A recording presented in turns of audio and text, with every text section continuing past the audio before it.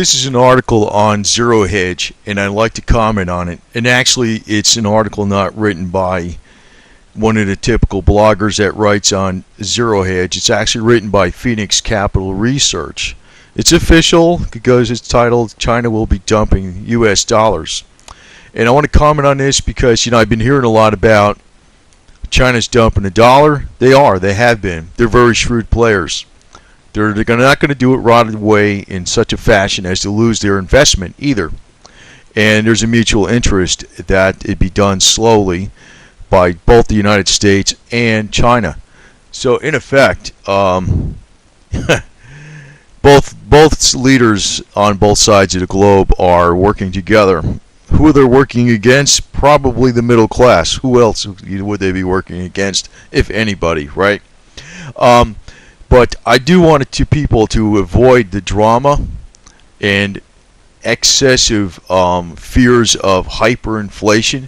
We're going to go into strong inflation, but we're not. The dollar is not planned to go down like Zimbabwe currency, at least for at least a year or two. I would say easily. That may happen sometime in the future, but it's definitely not going to happen 2012. No, definitely not. It's going to be devalued. And we're going to see gold and silver go up. That's going to be one of your protections, but it's not going to be your only protection. I want to balance this a little bit with some of the things that are out there.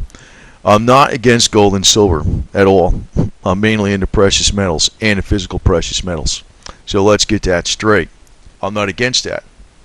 I've already criticized some people for being basically pump and dumpers. They're acting like they're trying to save the middle class, but I don't think they are.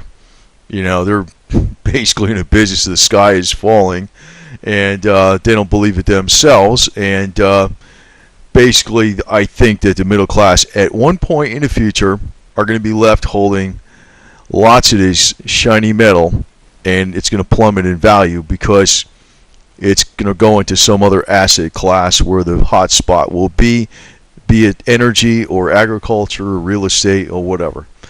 But anyway, let me get on with this article because a lot of times people look at things like this and they say, oh, the collapse is coming now. No, it's not. Not that fast, not that dramatic. And this goes on, and like I said, it's really from Phoenix Research, Phoenix Capital Research. They're kind of like looking for investors. Not, they have their own little angle to sell too, right? Everybody does, I guess, right? In a way. In case you missed it earlier, it goes on to state earlier this week China announced that its foreign currency reserves are excessive and that they need to return to reasonable levels. In political speak, that is clear. We are sick of the U.S. dollar and will start taking steps to lower our holdings. Remember, the U.S. dollar is China's largest single holding, and China has already begun dumping treasuries. So does that mean you necessarily should just get rid of all your dollars? No. Always keep cash. Always keep some cash. Now, obviously, you do want to have gold and silver, platinum and palladium, and maybe agricultural stocks and energy stocks. But you don't want to give up all your cash. You don't want to go 100% into precious metals. And I'm pretty guilty of going pretty heavy into precious metals. But that is not really my whole strategy 100%. In simple terms, China is done playing nice and is now actively moving out of the U.S. dollar-denominated assets. They have been doing this for quite some time. They do it slow. This is the beginning of the dollar's end as a world reserve currency. Now, I heard this stuff for years now. It's true. It's a slow process. The dimwits in Washington, I beg to differ. They're not stupid. Don't understand this because their advisors are all Wall Street stooges who don't think debt or deficit matters. They are totally in on the inside. I don't know why this is being written like this, but I have to point this out because I think when people are taking this at face value, they're not getting a good picture of what's going on. It's basically a true argument, but the leadership in this country and the big money managers in this country and investment houses and banks are fully aware of what moves to make, and they're working together with the Chinese. That's my opinion. That's, I think, the reality behind it. They make it look like the West doesn't know what's going on. Actually, the middle class doesn't know what's going on. Their entire business model is now based on endless cheap debt from the U.S. Fed, so it's only logically in their minds that the U.S. is a sovereign state engaged in the same strategies. Yes, it's true that the Fed is going to keep printing money. There's going to be more QE, and that's actually encouraging speculation anytime Bernanke opens up his mouth. If he hints at QE, or if he doesn't hint at QE, everything falls. But I think there is a little bit, actually very much so, of cooperation between China and the United States in devaluing the dollar and appreciating the yuan at the same time. But it's not going to be a fast move. It's not going to be fast and dramatic. Therefore, and to me, to even state this is a waste of time, because I guess the only way I'm going to make money on making the right moves is if the majority gets it wrong. But I'll state it right here because I got a small enough channel that I'm not going to influence the market. This year, you're going to see a lot of stories coming out about gold and silver. Gold and silver are going to take off like crazy. And I think platinum and palladium are going to take off too. I think so, because of global demand, not necessarily Western and European demand, but global demand. And also the energy stocks, and the energy is going to take off too. But you're going to hear all this stuff about the skies falling. You better put every last ounce of your money into physical coins. And you know what? That's bad advice. And you're going to be telling people to do this. And you're going to be telling them to do it. And maybe silver or whatever is going to go up to $75 an ounce. And Lindsey Williams will be on Alex Jones. See, I told you so. My elite friend got it right. And you know what? I don't need to hear his elite friend. I don't need to know this. I could pretty much think that that's where it's going to go to, with more downgrades in U.S. debt and appreciation of the Chinese currency, and more problems in Europe, which might affect banks here. More people are going to run to gold. They're probably going to do a little more QE. Probably energy prices are going to keep going up due to tensions in the Middle East, which will drive gold up. Which, if they do a little bit of QE, which I think they will, despite the election coming up, it's going to drive silver up. But I think it's going to go over 70, maybe up to 80, and it's going to crash below 50. But their game is to get people all hyped up on all this stuff that China's dumping the dollar's going to Zimbabwe currency overnight. So everybody goes 100% into silver coin, and they keep buying, because it's your only protection out there. And how many people tell you silver coin, physical silver coin, is your only protection out there? Only. In other words, Warren Buffett, which I don't respect too much, and George Soros, which I don't respect too much either, are going to lose all their money because they couldn't buy silver coin. And the only way they're going to save their money is if they buy it at, $2,000 an ounce or something, because then they'd have enough money to move into it, right?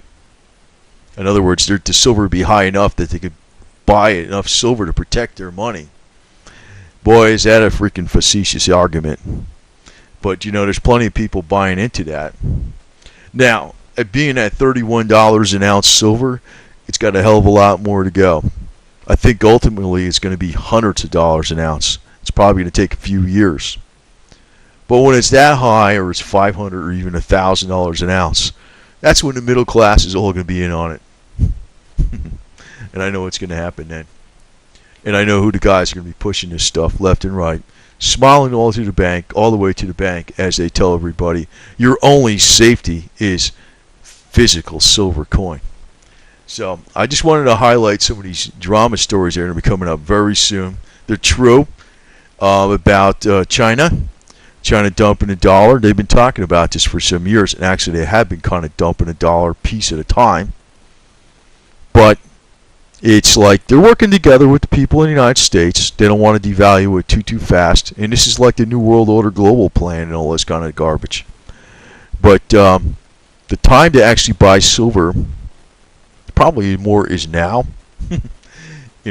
Unless if you don't have any at all. But if you already got some, already got a bunch, I wouldn't buy any more.